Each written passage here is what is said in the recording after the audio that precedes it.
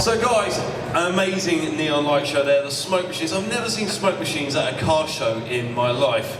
So it's a bit crazy, right? It is pretty crazy. How's everyone doing? Good to be here. Everywhere I've been, SEMA, I bump into you everywhere, and you are Mr. Jet Setter. It's like a video a day, right? Is that right? Yeah, it's actually crazy thinking back. Since I uploaded my first video in January 2010, on average I've done more than one a day. That is absolutely ridiculous. I mean, basically one of the first videos I ever saw of him, and I didn't even realise it was you. You're running down with your camera, videoing it, and it's like the most iconic video for me. I love my movie cars. But you've been all around the world. You are with the likes of Unspeakable, Cody from Whistler Diesel. You are basically getting around. Yeah, you know, I think it's one of the really cool things as well for viewers is to meet with people from different genres of even the social media world. Because you never expect like a video from Cody, Whistler Diesel, and me together. That's like two polar opposites. Because at the end of the day, you know, we're creating content that we're passionate about, people are watching it, are passionate about what we're doing, and it's really fun to be able to kind of mix that, try new things, go to different places. I love traveling. I've just spent basically the last 6 months in the US. I saw you with Hoovie at Barrett Jackson. I've actually met Hoovie a couple of times because filmed out with him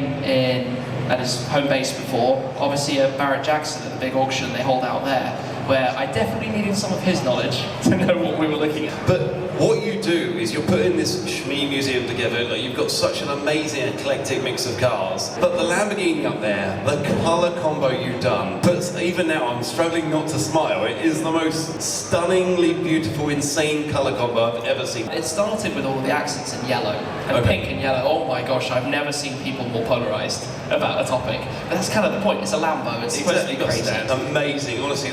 Even the variation of colours. Look, back in the day when I was putting neons under my Saxo, it was like you went to Halfords and you bought the colour you want. Now they're pulsing with music in like 15 different colours. Oh no, anything. You've got the whole like circle, you can choose whatever you want. You have it sliding forwards, back, flashing, blinking, whatever you want. I've noticed recently in one of your latest videos, I'm a massive muscle car guy. I've had Dodge Chargers, Mustangs, Thunderbirds. Yeah, so the GT500 is here, which is like the ultimate previous gen Mustang. Yeah. I bought it in the US, had that out there. I've done 13,000 miles with it, had it at the Nürburgring last week. Okay. A few laps, absolute beast. Wow. Thankfully I didn't get kicked off, because believe it or not, the Nürburgring does have sound limits. A lot of people don't know that. The GT500 is like an epic thing, dual clutch gearbox, supercharged, 760 horsepower, and that's how it comes out of the box. Carbon wheels. But for the new gen, the 7th gen Mustang that they just launched, and I'm a big Ford guy, I've got a Ford GT, the Heritage Focus RS, the GT500, etc. So when the new one came out, obviously I was waiting for it, interested to see what Ford would do. And they've launched this new Dark Horse. Yeah. Which is effectively a bit more power than the regular GT, 500 horsepower. You can opt for a manual or an auto. Handling package gives it super low stance, white tyres. It comes with the new Trofeo RS tyres, which is like not even really released yet. The manual transmissions are disappearing off the world, and America loves an auto. They like to just sit back and hit it in D and go. But you say that, I think it was this like phase, right? If you rewind back now to 5 to 10 years ago, everything was abandoning manual gearboxes. You know, the 911 got rid of them in the GT products, BMW got rid of them, everybody got rid of them. But the thing is, if people don't buy them, as soon as they all went away, we've all turned around and gone, hold up, release something with a manual gearbox, I'm buying it. Pagani and their new Utopia has a manual. Wow. The Koenigsegg CC850 has a manual, it's a very clever manual. that is that little clutch pedal detaching you from that horsepower is something very special that only people like yourself can feel and understand. For sure, and it's fun. Like right now, I'm completely obsessed with Gordon Murray Automotive and everything Gordon and his team are doing. T50, the fan car, T33, the other model that they have, Coupe and Spider. Like V12 that revs to 11 or 12,000 RPM. But how can they keep doing these manuals with it? Like electric, you can actually have a manual with an electric car, but it doesn't really work. What's next? Come on, is there anything left? Something I'm really interested in is the huge rise at the moment of the Restomods. You know, completely across the board. But now you have anything. Like every segment of the market is being picked up, whether it's an Alfa or a Mustang. Somebody's probably out there taking the original cars and making them perfect. Check. Check, 1, 2.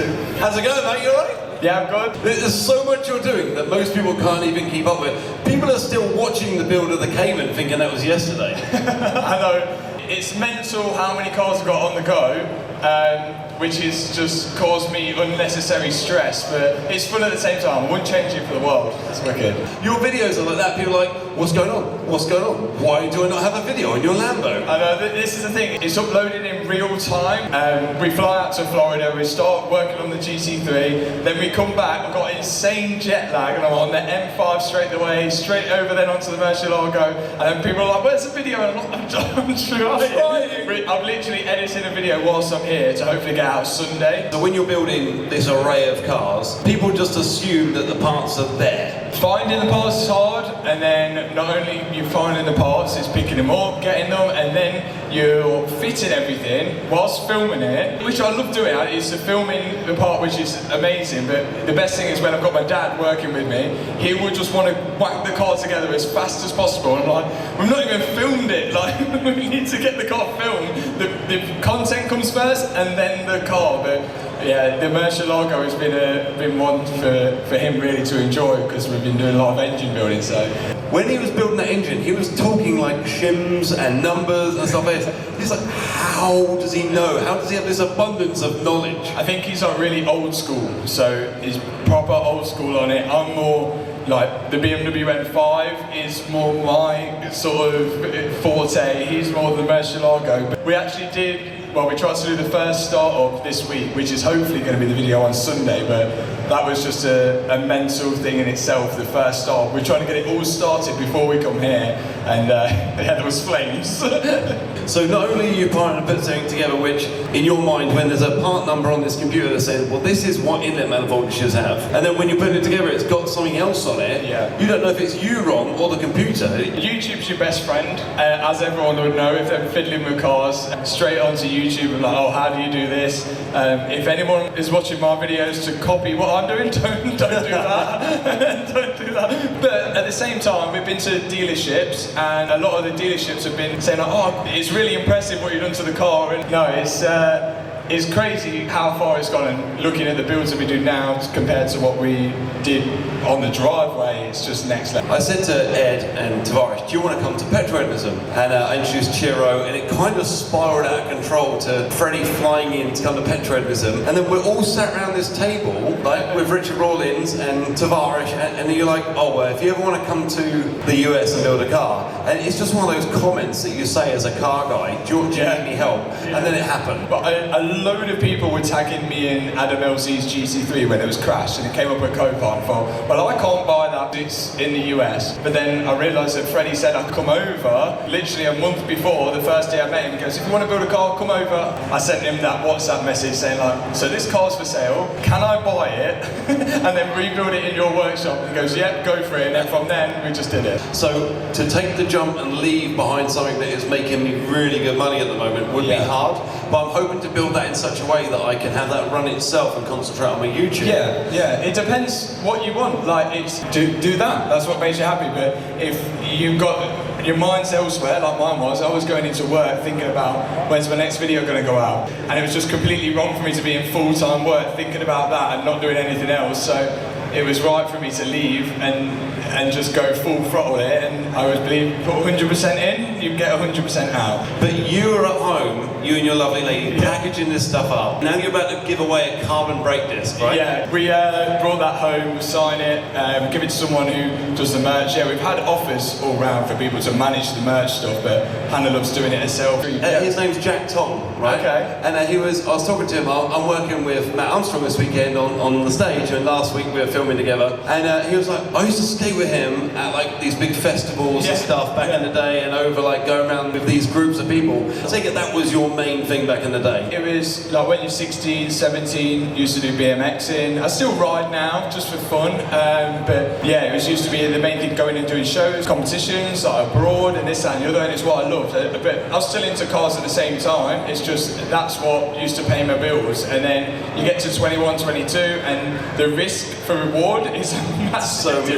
£500 a month. I think people pick up on that when they watch the videos. It's more, if I just do something I enjoy, people will watch it and enjoy it. If I think I'm going to get this car because people will like it, it doesn't work the same way. So I just find a car, okay, I'm really interested in doing this type of repair, so I'm going to get a car that needs this type of repair, and then work it out from there, and that's the way it's gone.